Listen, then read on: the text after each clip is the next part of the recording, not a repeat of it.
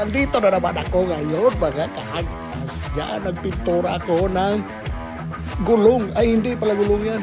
Yantas o mga mug set, stock mugs sa aking inutang na sasakyan. Ay, mga ikot-ikot kasama na yung mga drum brake niya. Saka yung caliper dyan sa harapan na brake.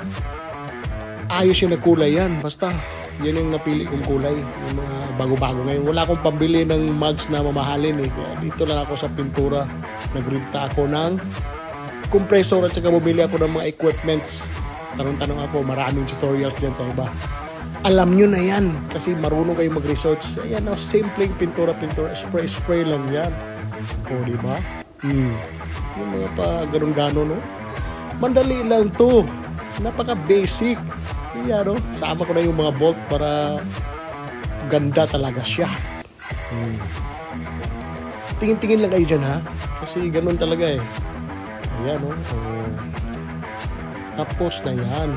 Kinabit ko na agad. 4 na gulong. Ay, 5 pala kasama yung spare tire.